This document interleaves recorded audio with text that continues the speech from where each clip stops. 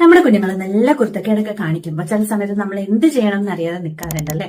അപ്പൊ ഈ ഒരു സമയത്ത് നമ്മുടെ അമേരിക്കൻ അക്കാഡമി ഓഫ് പീഡിയാട്രിക്സ് പറയുന്ന ടൈം ഔട്ട് എന്ന് പറയുന്ന കാര്യം നമുക്കൊന്ന് പരീക്ഷിച്ച് നോക്കിയാലോ. അപ്പൊ അതെന്താന്ന് നോക്കാം. Hi, this is doctor Aryadevi. അതായത് നമ്മുടെ കുഞ്ഞ് എന്തെങ്കിലും ടോയ്സ് ഒക്കെ എടുത്തെറിയുന്ന കൂട്ടത്തിലോ അല്ലെങ്കിൽ മറ്റു കുട്ടികളെ അടുത്തിരിക്കുന്ന കുട്ടികളെയൊക്കെ തള്ളുകയൊക്കെ ചെയ്യുന്ന സമയത്ത് നമുക്ക് അവരോട് പറയാം, ഇനി അത് റിപ്പീറ്റ് ചെയ്ത് കഴിഞ്ഞാൽ ടൈം ഔട്ട് തരും എന്നുള്ള കാര്യം. അപ്പൊ വളരെ കാമായിട്ട് വേണം നമ്മളിത് പറയാനായിട്ട്. വീണ്ടും അവരത് റിപ്പീറ്റ് ചെയ്യുവാണെങ്കിൽ നമ്മൾ അവരിരിക്കുന്ന സ്ഥലത്ത് നിന്ന് അവരെ മാറ്റി വേറൊരു സ്ഥലത്തേക്ക് കൊണ്ടുപോവുക. നമ്മൾ അവരെ കൊണ്ടുപോകുന്ന സ്ഥലം ബെഡ്റൂം ആവാൻ പാടില്ല, പ്ലേ ഏരിയ ആവാൻ പാടില്ല.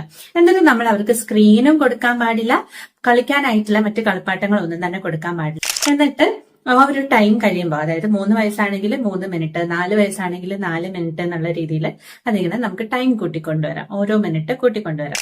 ഈ സമയത്ത് നമ്മൾ ആ സംഭവിച്ചതിനെ കുറിച്ചിട്ടൊന്നും വിശദീകരിക്കേണ്ട ആവശ്യമൊന്നുമില്ല.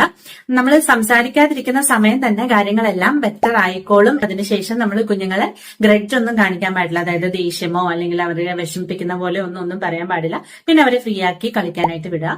ഇത് തന്നെ അത്യാവശ്യമുള്ള സമയത്തൊക്കെ നമുക്ക് റിപ്പീറ്റ് ചെയ്യാം എന്നാണ് അമേരിക്കൻ അക്കാഡമി പറയുന്നത്. അപ്പൊ നിങ്ങളൊന്ന് ട്രൈ ചെയ്തിട്ട് ഇത് നിങ്ങളുടെ കുട്ടിക്ക് വർക്കാവുന്നുണ്ടോ എന്നുള്ള കാര്യം കമന്റ് ബോക്സിൽ പറയണം കേട്ടോ.